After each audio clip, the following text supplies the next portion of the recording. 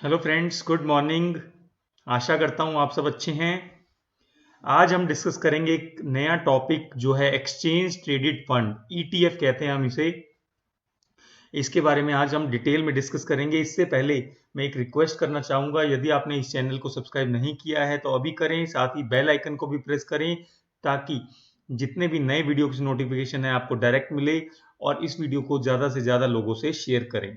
हमारा मकसद है लोगों की नॉलेज बढ़ाना, उन्हें फाइनेंशियली एजुकेट करना, तो इसमें आप भी मेरी हेल्प करें। और यदि आपको वीडियो अच्छा लगे तो उसे लाइक ज़रूर करें, कमेंट ज़रूर करें और दूसरे लोगों से भी शेयर करें। तो आइए दोस्तों डिस्कस करते हैं exchange traded fund. Exchange traded fund होता क्या है, उसका बैकग्राउंड क्या है, वो मैं आपको बता देता हूं। ये एक तरह से म्यूचुअल फंड की तरह ऑपरेट करता है, लेकिन ये म्यूचुअल फंड नहीं होता। म्यूचुअल फंड में जैसा कि आप जानते हैं, म्यूचुअल फंड वाले कुछ कंपनीज के शेयर्स में पैसा लगाते हैं। और जो ईटीएफ है, ईटीएफ में भी ऐसे कुछ ईटीएफ हो सकते हैं जो सिर्फ कंपनियों के शेयर में पैसा लगाते हैं, लेकिन जनरली जो ईटीएफ हैं वो एक पर्टिकुलर इंडेक्स सेक्टर जैसे एनएससी या बीएससी, या कोई पर्टिकुलर सेक्टर जैसे बैंकिंग, इंफॉर्मेशन टेक्नोलॉजी, मेटल, ऐसे एक सेक्टर को फॉलो करते हैं, या किसी कॉमोडिटी जैसे जूट, ऑयल, देसी घी, कोई कॉमोडिटी या कोई और एसेट। तो ईटीएफ जो होते हैं इन किसी भी इंडेक्स सेक्टर कमोडिटी में पैसा लगा सकते हैं, या फिर इन सब में थोड़ा थोड़ा पैसा लगा सकते हैं, जिससे ईटीएफ जो है वो बहुत ज्यादा डाइवर्सिफाई हो जाते हैं as compare to mutual fund जो सिर्फ कुछ पर्टिकुलर कंपनीज में ही पैसा लगाते हैं। तो ईटीएफ जो है वो कॉमोडिटीज, मेटल, गोल्ड, किसी भी चीज में पैसा लगा सकते हैं। जैसे हम देख सकते हैं, ETF will track a particular index, sector, commodity or other asset, but unlike mutual fund, ETF can be purchased or sold on a stock exchange the same way that a regular stock can be। तो जो mutual fund में, जैसा कि आप जानते हैं, हम दिन में एक बार पैसा लगा सकते हैं। वो एक दो दिन में जब हम उसे बेचते हैं तो 2 दिन के बाद हमारे अकाउंट में पैसा आता है, और जब खरीदना है तो हम म्यूचुअल फंड की यूनिट खरीद सकते हैं। लेकिन जो शेयर्स होते हैं वो हम दिन में कभी भी खरीद सकते हैं। तो ईटीएफ भी ऐसे ही हैं कि हम पूरे दिन में कभी भी ईटीएफ परचेज कर सकते हैं किसी भी प्राइस पर। An ETF can be structured to track anything from the price of an individual commodity to a large and diverse collection of securities। तो जैसा मैंने आपको बताया कि ऐसा भी हो सकता है कि आपको कोई ईटीएफ ऐसा मिले जो सिर्फ ऑयल में ही पैसा लगाता है, या कोई जूट में ही पैसा लगाता है, या कॉटन में पैसा लगाता है। और ऐसे भी हो सकते हैं जहां पे बहुत सारी अलग अलग कॉमोडिटी, स्टॉक, सेक्टर, शेयर, तो मिला जुला के बहुत सारी चीजों में पैसा लगाकर भी एक ईटीएफ बन सकता है जो कि वेल डाइवर्सिफाई होगा। तो आशा करता हूं कि आपको एक्सचेंज ट्रेडेड फंड होते क्या है वो समझ आ गया है। अब हम आगे चलते हैं कि टेक अवे क्या है एक्सचेंज ट्रेडेड फंड के, वो हम देखते हैं। ईटीएफ जो होता है एक बास्केट ऑफ सिक्योरिटीज होता है that trades on an exchange just like share. जैसा मैंने आपको बताया, ETF share price fluctuate all day. जैसा आप मार्केट में यदि आप कोई शेयर खरीदते हैं जैसे रिलायंस या इन्फोसिस का, तो आप देखते हैं कि पूरे दिन उसका प्राइस फ्लक्चुएट करता है based on demand and supply. इसी तरह ईटीएफ के भी शेयर प्राइस पूरे दिन में फ्लक्चुएट करते हैं, क्योंकि ईटीएफ भी पूरे दिन में बेचा खरीदा जाता है। और ये म्यूचुअल फंड से डिफरेंट है, जैसा मैंने बताया, क्योंकि म्यूचुअल फंड का जो सेल परचेज होता है वो जो मार्केट क्लोज हो जाती है उसके बाद होता है।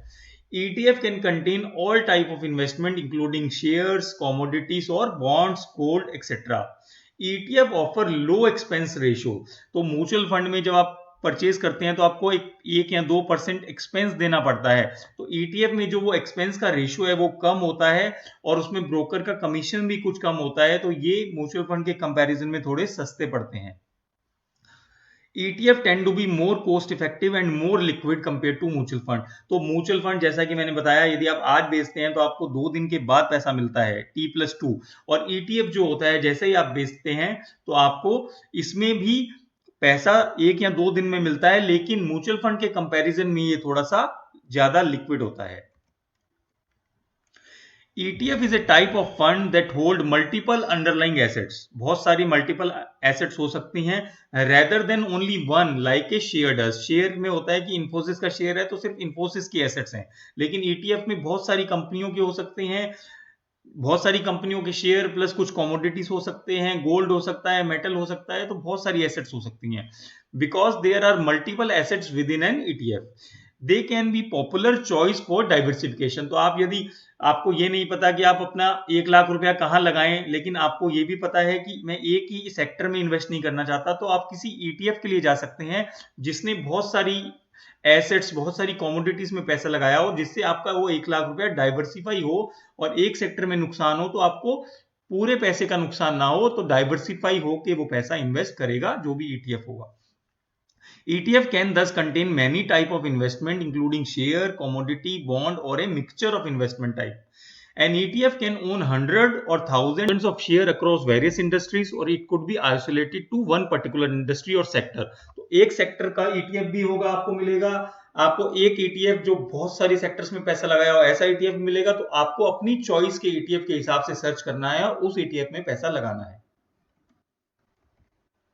How do ETF work? ETF काम कैसे करते हैं, अब हम वो देखते हैं। The assets that are underlying are owned by the fund provider. तो जो फंड प्रोवाइडर होगा उसके पास होंगी वो एसेट्स जो वो फंड को फॉर्म करता है, क्या करने के लिए? To track the performance and offer share in that fund to investor. Share holders own a part of an ETF but not the fund asset. तो हर शेयर होल्डर जो भी उस ईटीएफ में पैसा लगाएगा उसका एक एक पार्ट होगा, लेकिन पूरे फंड की एसेट उसकी नहीं होंगी। Investor in an ETF that track A stock index में गेट डिविडेंड पेमेंट और री investment for the index constitute firms. तो इन्वेस्टर जिन्होंने ईटीएफ में पैसा लगाया होगा उनके पास दो ऑप्शन है, या तो वो डिविडेंड ले सकते हैं या फिर अपने जो डिविडेंड मिला है उसको री इन्वेस्ट भी कर सकते हैं, तो जैसी चॉइस वो करना चाहें। Here's a quick rundown of how ETF work. An ETF provider takes into account the universe of asset such as share, bond, commodities. तो ETF जो है बहुत सारी assets को खरीदता है और उसके बेस पे एक फंड बना देता है। Investor can buy a share in that basket in the same way they would buy a stock in firm. तो जैसे कोई इन्वेस्टर किसी कंपनी का शेयर खरीदता है उसी तरीके से इन्वेस्टर ईटीएफ में भी एक शेयर खरीद सकता है, जिससे जितनी भी उसमें कमोडिटी या शेयर होंगे उन सबका कुछ कुछ पोर्शन उसके पास आ जाएगा। Like a stock buyer and seller trade the ETF on an exchange. जैसे आप शेयर को बेचते हैं पूरे दिन स्टॉक मार्केट में, ऐसे ही जो बायर सेलर है वो ईटीएफ को भी ट्रेड कर सकते हैं स्टॉक मार्केट में। कितने टाइप ऑफ ईटीएफ होते हैं? सबसे पहला होता है इंडेक्स ईटीएफ। इंडेक्स ईटीएफ क्या होते हैं? These are funds that are designed to track a specific index. दूसरा होता है fixed income ETF. These funds are design to provide exposure to nearly every type of bond available. तो जो fixed income वाले होते हैं वो बॉन्ड्स में पैसा लगाते हैं जहां रिस्क कम होता है लेकिन इनकम भी लिमिटेड होती है, क्योंकि जितना आप रिस्क लेंगे उतनी आपकी इनकम ज्यादा होगी। तीसरा होता है commodity ETF. These funds are design to track the price of a certain commodity such as gold, oil और कॉर्न। तो ये वाले जो ईटीएफ हैं वो कमोडिटीज में पैसा लगाते हैं। चौथा है leveraged ETF. These funds are design to employ leverage to boost return. तो ये ऐसे डिजाइन किए जाते हैं कि इसमें लीवरेज रहे और जिससे आपका रिटर्न जो है अच्छा मिले। ETFs are design to provide exposure to a specific industry such as oil, medicine और हाईटेक। तो ETF जो है, कुछ ETF ऐसे भी होते हैं जो स्पेसिफिकली डिजाइन किए जाते हैं पर्टिकुलर इंडस्ट्री से लेकर, जैसे कोई ETF होगा ऑयल इंडस्ट्री से रिलेटेड, कोई मेडिसिन से, कोई टेक से। तो आपको जिस सेक्टर में इंटरेस्ट हो उस सेक्टर में आप उस हिसाब से पैसा लगा सकते हैं। अब हम डिस्कस करते हैं बहुत ही इंपॉर्टेंट टॉपिक जो कि है taxes on various income through ETF. तो सबसे पहला है tax structure on dividend income. तो जितना भी डिविडेंड आपको ईटीएफ से मिलता है वो आपकी यानी इन्वेस्टर की एनुअल इनकम में ऐड हो जाता है और आपको अपने स्लैब रेट के हिसाब से उस इनकम पर, डिविडेंड पर टैक्स देना पड़ेगा। तो यदि आप ऑलरेडी 30% टैक्स ब्रैकेट में हैं तो आपको डिविडेंड पर अपने स्लैब रेट यानी 30% के हिसाब से टैक्स देना पड़ेगा। दूसरा होता है इसमें कैपिटल गेन का इशू आता है, tax structure on capital gain. तो कैपिटल गेन पर टैक्स कैसे लगता है वो देखते हैं। Capital gain can be long term और short term and the tax structure for these differs accordingly and is also conditional on the type of ETF. तो डिपेंड करता है कि आपका जो गेन है वो लॉन्ग टर्म है या शॉर्ट टर्म, और ईटीएफ कौन से टाइप का है, इक्विटी है या नॉन इक्विटी, तो उसके ऊपर आपका टैक्सेशन डिपेंड करेगा। तो सबसे पहले हम डिस्कस करते हैं इक्विटी ईटीएफ के लिए। यदि आपने पैसा लगाया हुआ है इक्विटी ईटीएफ में जो और उनके लिए जो स्ट्रक्चर है वो दो भागों में हम डिस्कस करेंगे। पहला है लॉन्ग टर्म कैपिटल गेन और दूसरा है short term capital gain. The tax structure for this would be very similar to the capital gain made from individual share. तो इन इक्विटी ईटीएफ का जो टैक्सेशन है वो सिमिलर होगा, जैसा कि आप नॉर्मल किसी इंफोसिस, रिलायंस के शेयर खरीदते बेचते हैं तो उनसे मिला जुला होगा जो डिस्कस करते हैं। Capital gains are considered short-term gain if the income arises from the sale of stock that were on hold for less than a year। तो आपने कोई ETF खरीदा और उसे एक साल से पहले ही, खरीदने के एक साल से पहले ही बेच दिया तो वो शॉर्ट टर्म कैपिटल गेन माना जाता है। लेकिन यदि आपने एक साल के बाद बेचा तो उसे लॉन्ग टर्म कैपिटल गेन माना जाता है ऑन इक्विटी ETF। तो as per section 112A of the income tax act, जितने भी लॉन्ग टर्म के ETF या कोई भी इक्विटी इंस्ट्रूमेंट होते हैं सब मिला जुला के, उसमें एक साल में एक आदमी को 1 लाख रुपए का टैक्स एग्जेम्प्ट होता है। 1 लाख रुपए के ऊपर जितना भी आप गेन करेंगे उस पर आपको 10% टैक्स देना है और उसमें कोई इंडेक्सेशन बेनिफिट नहीं मिलेगा। तो इस बात का आपको ध्यान रखना है, 10% tax more than 1 lakh in a particular financial year. अगर आपका गेन शॉर्ट टर्म है इक्विटी ETF पर तो उसमें आपको टैक्स देना है 15% विद सरचार्ज एंड सेस। तो लॉन्ग टर्म पे हो गया 10% और शॉर्ट टर्म पे 15% फॉर इक्विटी ETF। अब हम देखते हैं इक्विटी को छोड़ के जो दूसरे ETF हैं जैसे गोल्ड, डेट, अदर ETF, उनके ऊपर क्या टैक्स स्ट्रक्चर है। The tax structure is similar for gold, debt and other ETF but the long and short term capital gain are defined in this case.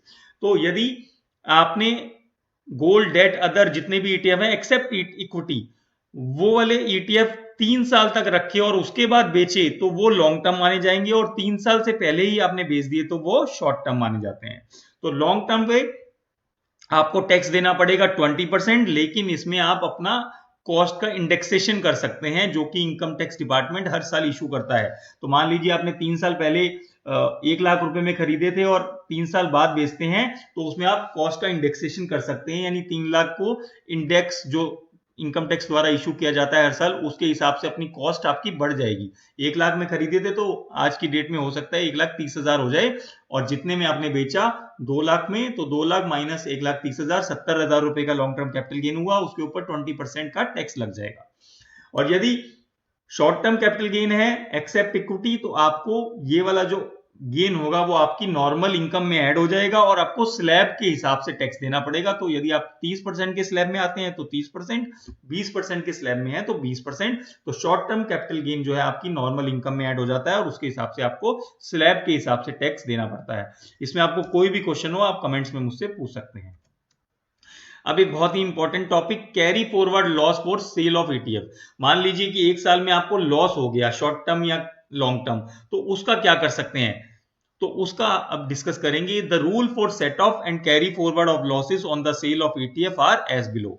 Investor can set off short term capital loss. यदि आपको कोई short term का capital loss हुआ है तो उसे आप कोई और किसी और एसेट में आपको शॉर्ट टर्म कैपिटल गेन हुआ है या लॉन्ग टर्म कैपिटल गेन हुआ है उससे आप सेट ऑफ कर सकते हैं। तो मान लीजिए आपने कोई शेयर बेचे उसमें 1 लाख रुपए का लॉस हो गया शॉर्ट टर्म कैपिटल लॉस, और दूसरी कंपनी के शेयर बेचे या ETF बेचा उसमें आपको गेन हो गया शॉर्ट टर्म या लॉन्ग टर्म कोई भी, तो आपको जो लॉस हुआ है उसको आपको उस इनकम से सेट ऑफ कर सकते हैं। आप ऐसा मत कीजिए कि गेन पर आप टैक्स दे दें और लॉस को बचा के रखें, क्योंकि गेन पर टैक्स देंगे तो आपको लॉस है, तो उस गेन को लॉस से सेट ऑफ कर लें ताकि आपका टैक्स कम हो जाए और आपको टैक्स ना पे करना पड़े या कम से कम पे करना पड़े। और मान लीजिए आप कहते हैं कि इस साल मुझे लॉस हुआ था लेकिन इस साल मेरे पास और कोई कैपिटल गेन नहीं है, तो कोई टेंशन की बात नहीं है। उस लॉस को आप अपनी ITR जब फाइल करेंगे उसमें शो करें और अगले साल यदि आपको गेन होता है शॉर्ट टर्म या लॉन्ग टर्म उससे आप सेट ऑफ कर सकते हैं। तो ये लॉस जो है 8 साल के लिए आप कैरी फॉरवर्ड कर सकते हैं। यदि आपने 8 साल तक सेटअप नहीं किया तो 8 साल के बाद आपको वो लॉस सेटअप करने का ऑप्शन नहीं मिलेगा। तो ध्यान रखें जितनी जल्दी से जल्दी हो सके उस लॉस को सेट ऑफ कर लें। एक बहुत ही इंपॉर्टेंट पॉइंट यहां मैं बताने जा रहा हूं कि investor can set of long term capital loss against long term capital gain.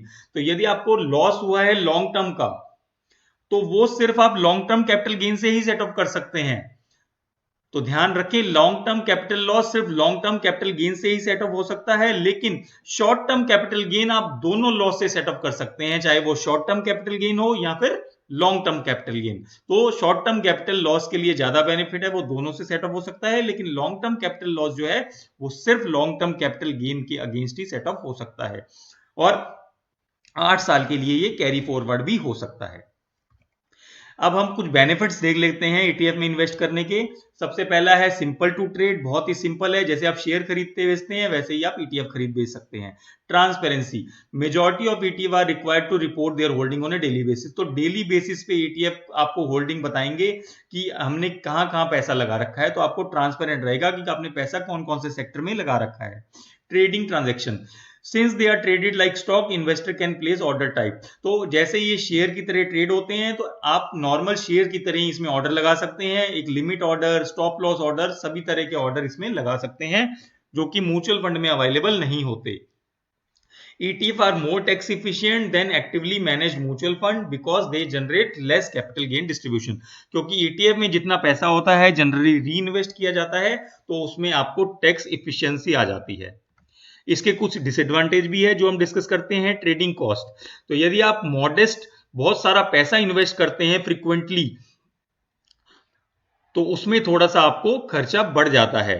Illiquidity, कुछ ईटीएफ में जो परचेज और सेल का स्प्रेड है वो डिफरेंट होता है। मान लीजिए जब आप ईटीएफ खरीदेंगे तो 100 रुपए का मिलेगा, लेकिन बेचेंगे तो 98 में मिलेगा, तो जो वो स्प्रेड है वो थोड़ा सा हाई रहता है, तो इस बात का आपको ध्यान रखना है। Settlement date, ETF sale will not be settle for 2 days. तो जब भी आप ईटीएफ को बेचेंगे वो कम से कम 2 दिन लगते हैं, तो एक तरह से आपके अकाउंट में जो पैसा आएगा वो 2 दिन बाद आएगा, तो 2 दिन के लिए आपका पैसा ब्लॉक हो जाएगा जो आप 2 दिन तक इन्वेस्ट नहीं कर सकते। तो इन बातों का आपको ध्यान रखना है। एक लास्ट डिसएडवांटेज है, while ETF often mirror their underlying index pretty closely, technical difficulties might cause variances. तो कुछ टेक्निकल डिफिकल्टी हो सकती हैं जिससे वहां पर डिफरेंस आ जाए।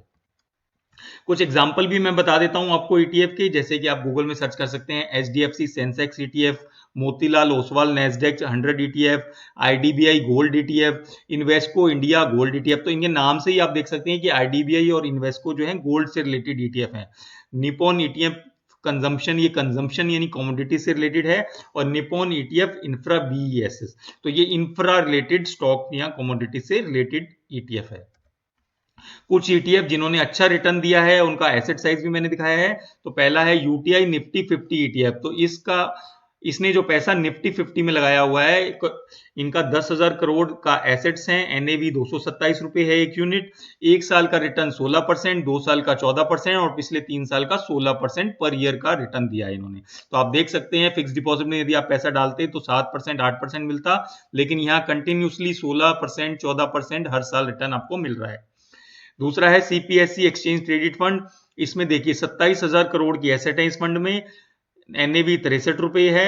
1 साल का रिटर्न 64%, 2 साल का रिटर्न देखें तो 48% और 3 साल का देखें तो 44%। बहुत ही अच्छा रिटर्न दिया है इस फंड ने, लेकिन ये रिस्कियर भी होगा, तो इस बात का ध्यान रखें। यदि इसमें कभी लॉस हुआ तो लॉस भी ज्यादा होगा, तो अपने रिस्क और लॉस को देखते हुए ही पैसा इन्वेस्ट करें। तीसरा फंड देखिए Motilal Oswal Nasdaq 100 ETF, asset है 6,270 करोड़, एनएवी 137 रुपए पर यूनिट, 1 साल का रिटर्न 52%, 2 साल का 7.88 और 3 साल का देखें तो 14%। चौथा है Motilal most Oswal mid cap 100 ETF, तो इसने मिड कैप में पैसा लगा रखा है, एसेट साइज बहुत छोटा है, यानी अभी स्टार्ट ही हुआ है ये फंड, 88 करोड़ रुपए, NAV 47 rupees per unit, 1 year का रिटर्न 37%, 2 ईयर का 24 और 3 साल का 29%। तो अच्छे रिटर्न आप देख सकते हैं, लेकिन इसके साथ इसमें रिस्क भी थोड़ा ज्यादा होगा। इसके साथ ही मैं ये कहना चाहूंगा, आपको ये वीडियो समझ आएगा, इंफॉर्मेशन अच्छी लगी होगी, आप फाइनेंशियली एजुकेट हो रहे होंगे। इस वीडियो को ज्यादा से ज्यादा लोगों से शेयर करें, स्टूडेंट से शेयर करें ताकि उनकी नॉलेज बढ़े। और इस चैनल को यदि आपने सब्सक्राइब नहीं किया है तो अभी करें, और जो बेल आइकन है उसे प्रेस करें ताकि नई वीडियो की नोटिफिकेशन आपको मिलती रहे। इस वीडियो को लाइक करें जिससे और लोगों को भी इसे पसंद आए, और कमेंट जरूर करें कि वीडियो आपको कैसा लगा। इसके साथ ही 2 जरूरी बातें जो मैं हमेशा कहता हूं, पहला अपनी हेल्थ पे ध्यान दें, अपनी हेल्थ को अच्छा रखें, और दूसरा किसी भी जरूरतमंद की मदद जरूर करें, डेली बेसिस पर एक अच्छा काम जरूर करें। इसके साथ ही विदा लूंगा और अगले वीडियो में फिर से मिलूंगा। Thank you so much.